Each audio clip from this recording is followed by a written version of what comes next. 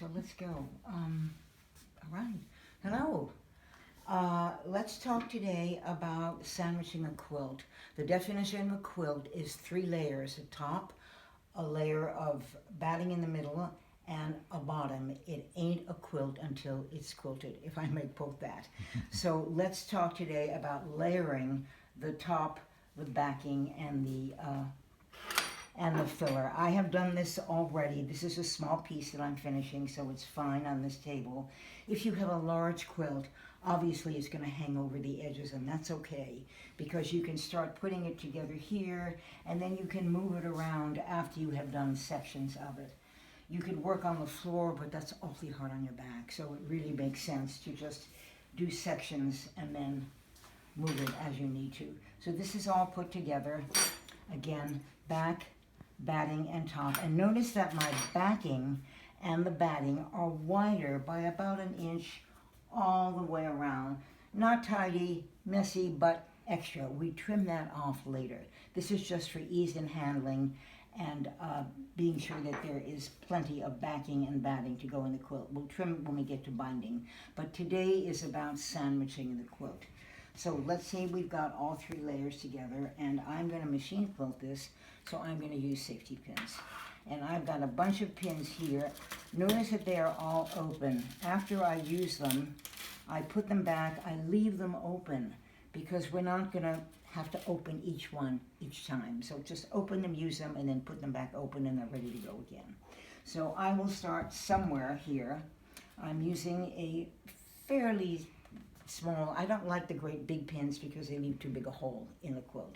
So let's just start somewhere. I can start anywhere here, and I'm actually getting all 3 layers and leaving my pin here. Don't pin and close one at a time because that takes way too much time. Just grab your pins and about every 4 inches, no rule on that, but it's about like that. Just keep them going.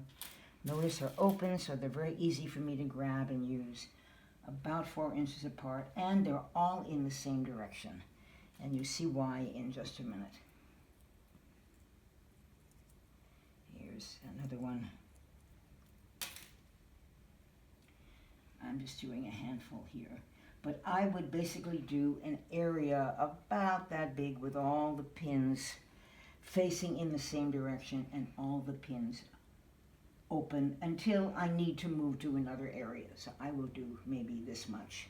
Let me just put a few in. Okay, now pretend that I've got more in and I'm ready. They're about 4 inches apart. Now I can come by and close them. The reason for leaving them in one direction is so that when you close them, it's a very easy motion.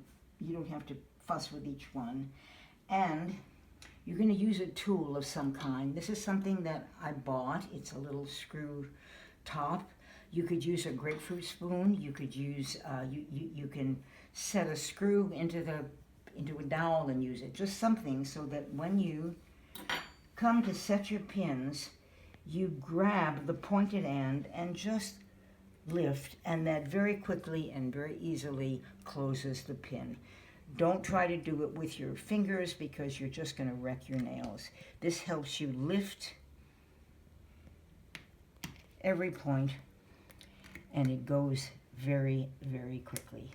And you can see that I will in no time have the quilt pinned for a fair amount of space. So all in one direction, all left open. My husband always used to insist on closing all the pins for me because that was a way that he could say, we made the quilt. So I let him have that. But anyway, this is basically it. Setting them in one direction, using some kind of grabber to close your pins, and there it is, ready to go to the machine for machine quilting. So have a good time with it.